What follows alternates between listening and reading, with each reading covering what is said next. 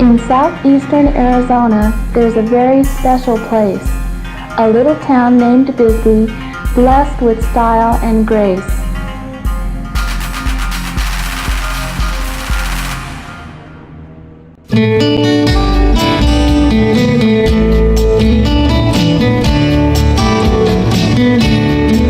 There's a funky little town down in the southwestern USA. Getting in the Mule Mountains safely out of harm's way. It's a desert oasis right on the Mexico line. It's a little bit of Rockwell, a little bit of Pollack. It's a land out of time. She earned a fortune on copper. She was built on the backs of men.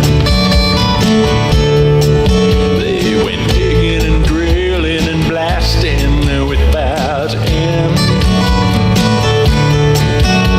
Those guys moved a mountain, helping America grow.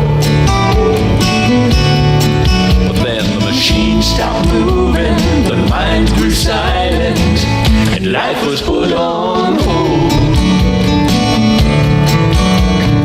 Bisbee, Arizona, where we're living life easy and free. It's a little bit of heaven, and there's no place I'd rather be. Bisbee, Arizona, you got some kind of hold on me. You're a quirky little place, yeah, but that's alright with me.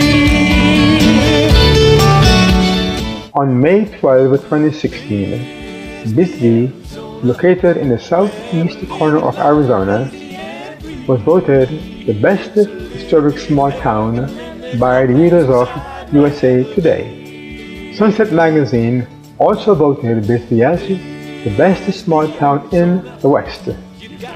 In 2000, Bisbee was a runner-up as one of the quirkiest towns in America by the May-June issue of Modern Maturity. Bisbee, Arizona, where we're living life easy and free. It's a little bit of heaven, and there's no place I'd rather be. Bisbee, Arizona, you got some kind of hold on me. You're a quirky place, yeah, but that's alright with me. You're a quirky little place, oh, but that's alright with me.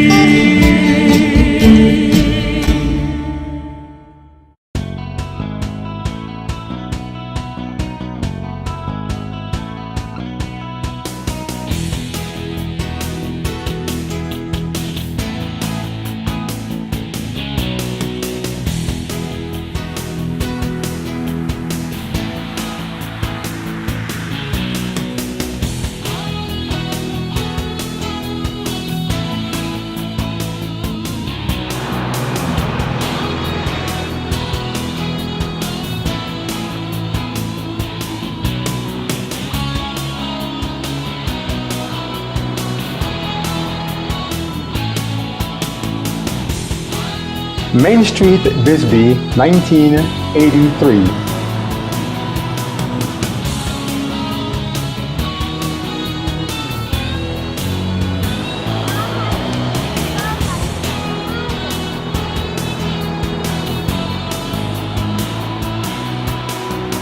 This once proud town, known as the Queen of the Copper Mines, is now being promoted as Bisbee, a town with presence, a colorful past, and an exciting future.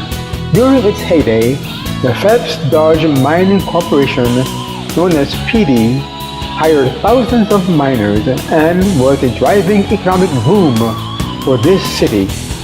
Following the closure of the mines, tourism became an important economic source for Bisbee. Hello, this is Ben Anderson welcoming you to Bisbee's famous Lavender Pit. The 2,000 miles of horizontal tunnels called rifts and vertical openings called shafts and raises have been dug in the search for copper ore. At the Lavender Pit, this historical marker provided a background to Bisbee's colorful past. In 1877, the government scouting party made its way into the Mule Mountains in search of water to see if Indians had made a place of retreat. There, they found water, and Jack Dunn also found ore. He located the first mining claim in the Mule Mountains.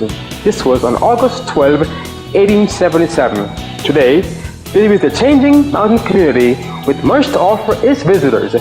Stop in Bisbee and relax, tour the town, and enjoy the historic past and exciting present. Conducted tours of the Lavender Pit facilities, which last about an hour, are available to the public. Please check with the Chamber of Commerce office downtown next door to KBXL for additional information on these tours and for tour reservations. Meanwhile, for your convenience, we suggest you tune your car radio or portable to 540. That's AM 540 when you head back to the Old Bisbee Historic District. There, a special low-power station has been installed to provide you with travel and weather information, correct time, hometown entertainment, and shopping hints. Next to the Lavender Pit is the famous Copper Queen Mine, now turned into the lucrative Copper Queen Mine Tours. This is the mines here in Bisbee. The rest of our underground, they closed in 1975, and the large open pit, they closed in 1974. Well guys, it's time to turn your lights on now.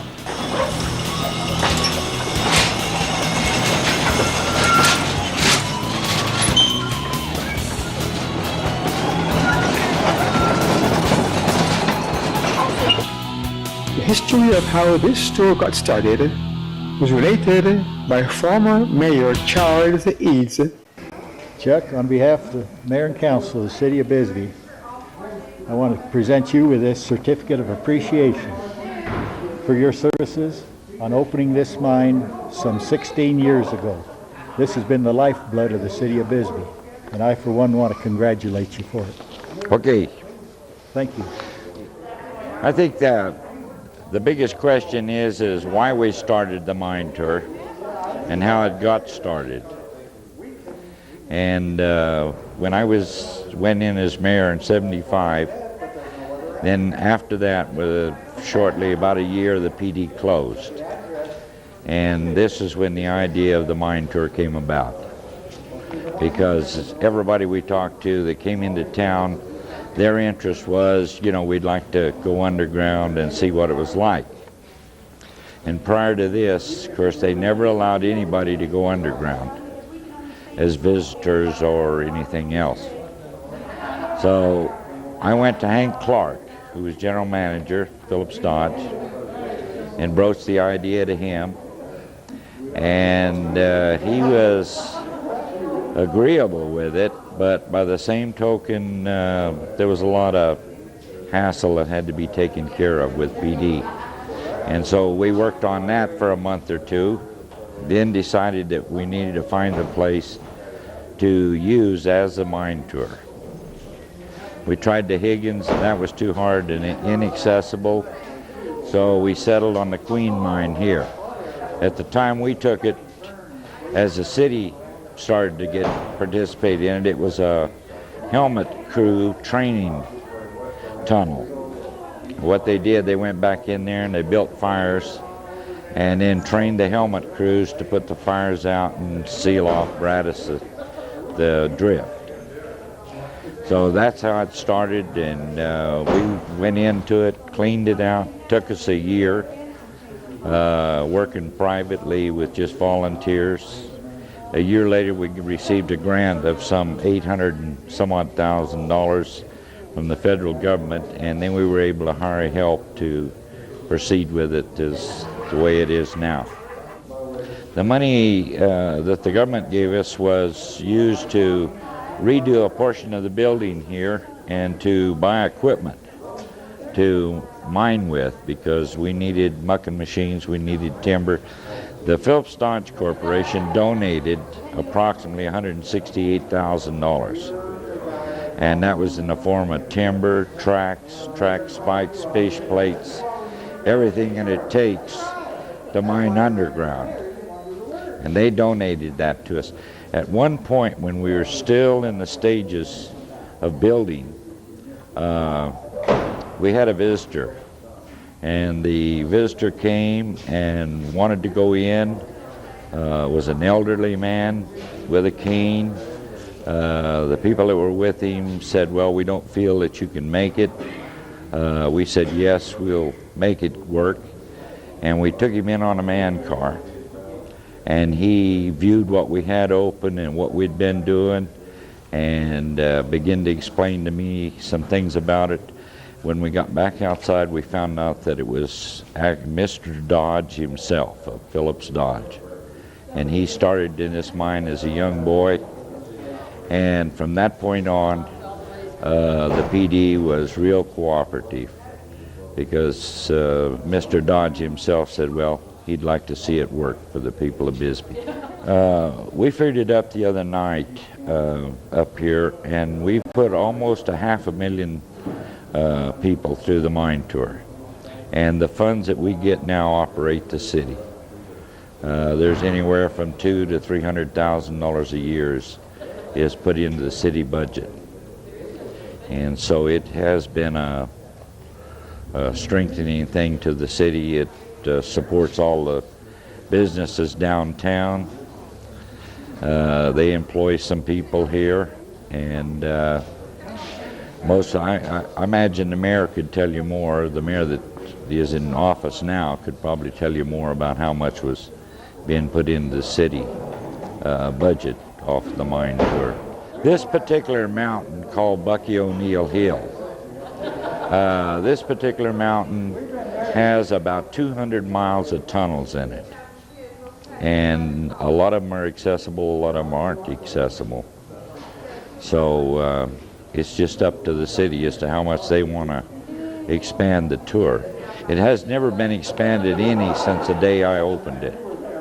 And we opened in '76. We worked it and put tours through, and then it was opened officially in '78.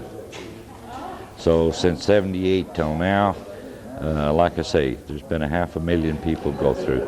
And I believe that we've had people from all over the world go through it, because Fort Huachuca, when they have people and dignitaries come in from foreign countries, they always bring them in here and let them go through the mine tour. So we've had a little bit of everybody go through it. Since 1976, more than 1 million visitors have taken this tour.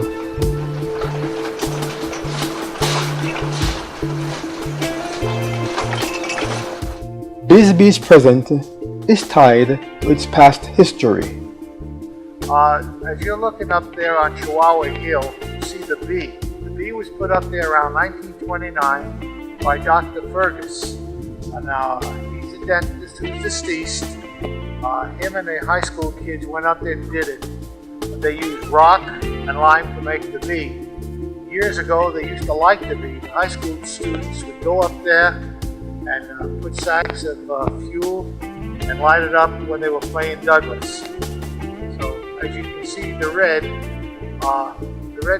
color of the mountain there is supposed to be loaded with copper ore. The Copper Queen Hotel was constructed over a 4-year period, being completed in 1902. It was built to host dignitaries and investors visiting Bisbee during the mining boom days. This hotel is the longest continuously operated hotel in Arizona. It features a mosaic tile floor in the lobby, imported from Italy.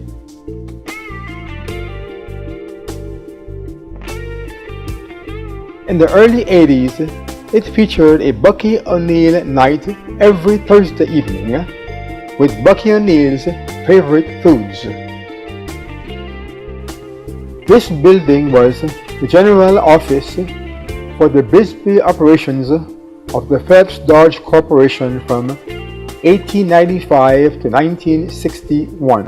In 1971, it was given to the city of Bisbee by Phelps Dodge and was designated as a National Historic Site by the National Park Service. It is now the Bisbee Historical and Mining Museum. It also has the distinction of being the first museum in the Southwest to be distinguished as a Smithsonian affiliate museum. This train that you see before you are actual trains that were used in the mine. Mines, of course, were not too high. Walking to them standing up, the ceilings were quite low. You see an engine, you see an ore dump car, you see a car that takes in the coal star drills, big holes. You see other ore cars. You see a compressor car.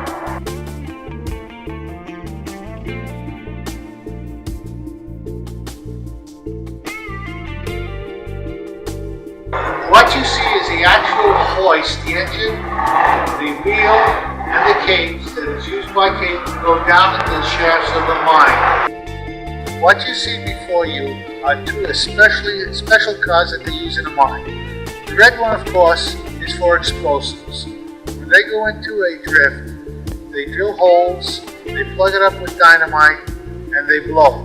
Naturally, they need to put a special car for the explosives. And the other car to your left you see is a two-holer. Now a man, when he goes down into the mine, especially when he's down 2,800 feet or 3,200 feet, it's very difficult for him to get up to go to the bathroom. So they take the two-holer with him, they fill it half full of creosote, naturally, which would kill anything, and they take it into the stopes with it. So if there's a nature call to nature, they can use it. In the early 80s, the museum featured a walk-through replica of a mine shaft, complete with a miner and dioramas along its walls.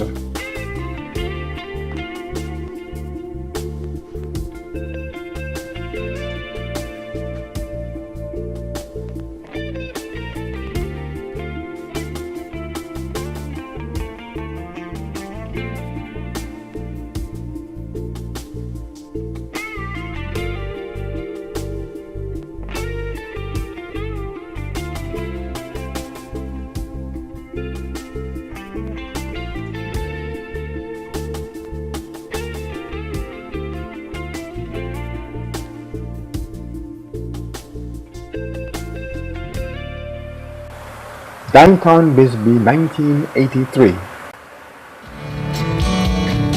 Bisbee, Arizona, where we're living life easy and free. It's a little bit of heaven and there's no place I'd rather be. Bisbee, Arizona, you got some kind of hold on me. You're at work, you live late, yeah, but that's alright with me.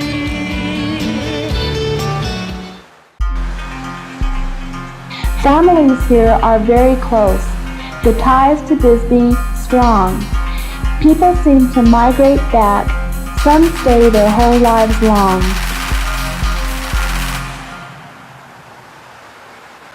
Bisbee is known as a town with presence, a town with a colorful past and an exciting future. We asked a few Bisbeeites about their town with presence.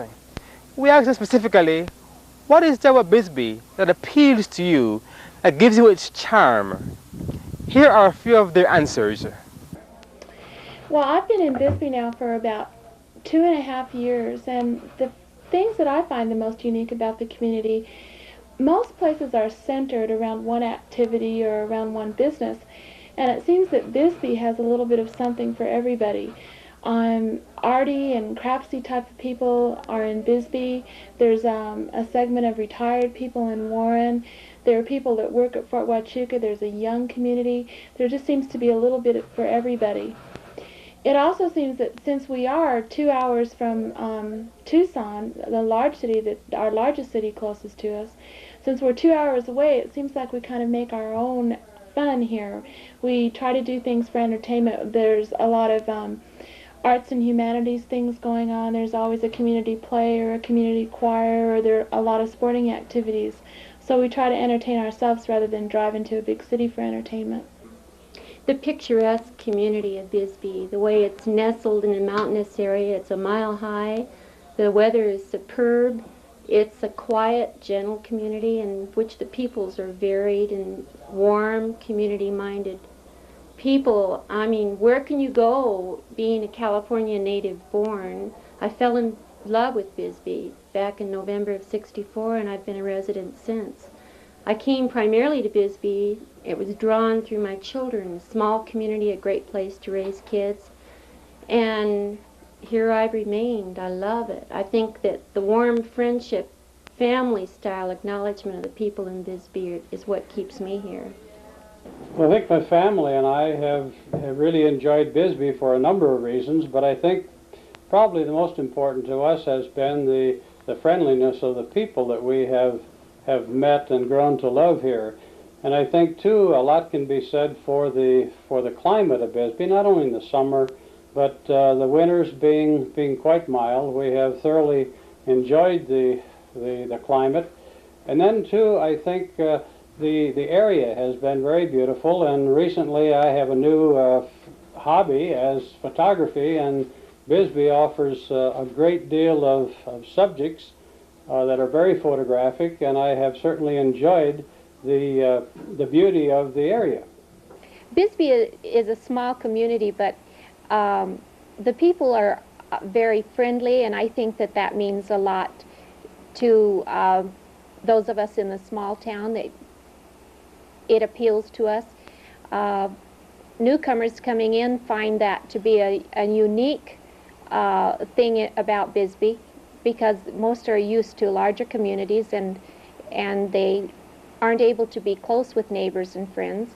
Your children are able to wander a bit more and do things that you wouldn't allow done in a larger city. I came to Bisbee 11 years ago after having been born and raised in Douglas and living in California for 10 years. I was attracted to Bisbee because of the friendliness of the people. When I came here, it's as though it was a big family, and when I came to live here and bought my home, I was part of that family. I like the feeling of walking down the street and people knowing me, and when my children were small, of having friends that they could grow up with roots. I like the way the town is built with the old buildings, and what I like the most is that it doesn't change. I don't think I would like Bisbee to grow. I like it the way it is.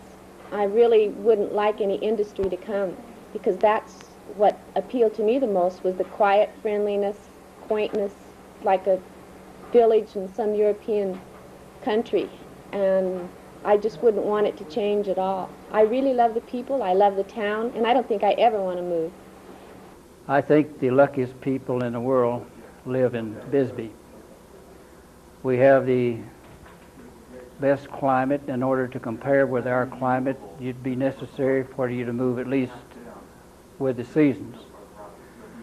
We don't have the earthquakes and the mudslides they have in California.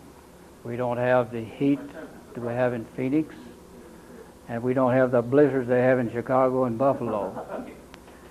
We have very few insects and very little vandalism. As a result of those, I don't see how you can compare with it anywhere. Next, we asked them about Bisbee's future. We asked them, do they think that Bisbee has a future as exciting? And if so, why? Well, I think the fact that Bisbee is so diversified, there's so many different things going on, that this town will always have the resiliency to spring back. There's some speculation that we may even merge at one point in time with Sierra Vista. I know there's a lot of growth going on in that area.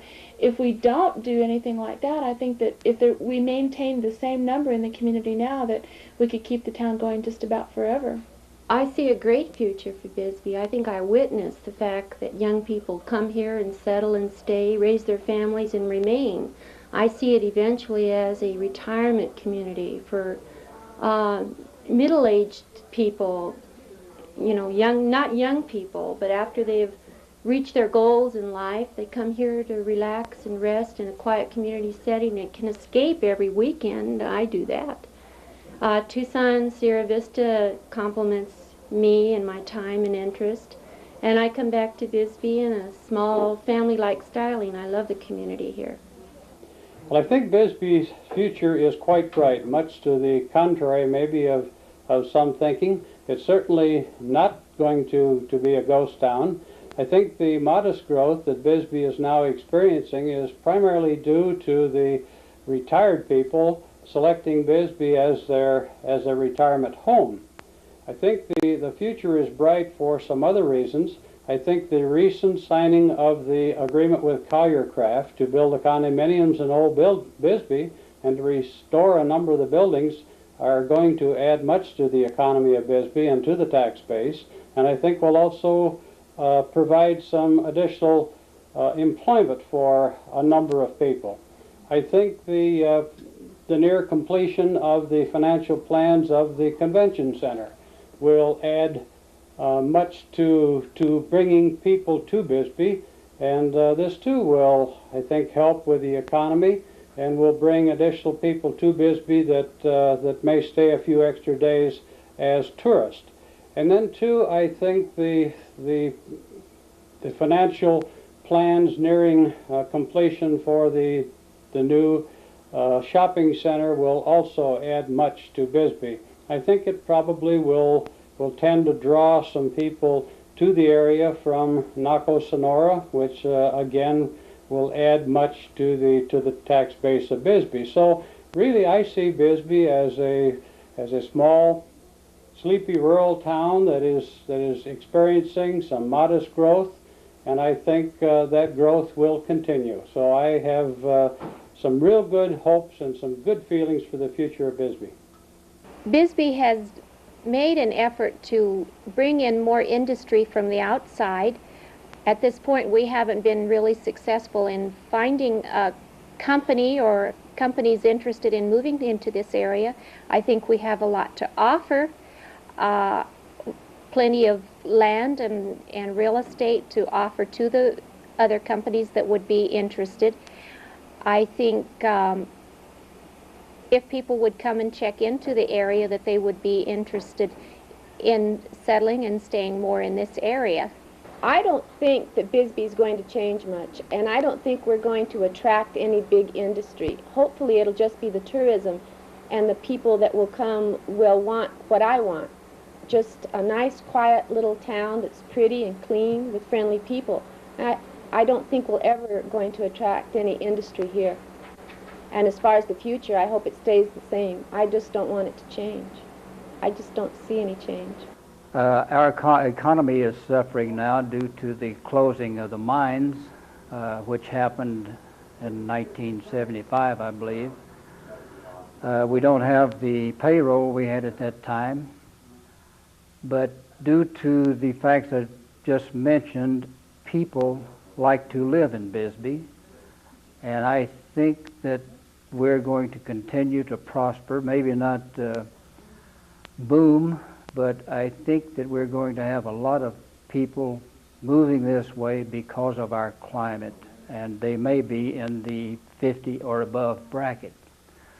As far as interest is concerned, our biggest hang-up would be water. I'm afraid that we might suffer due to that. Bisbee, a town with presence, a colorful past, and an exciting future.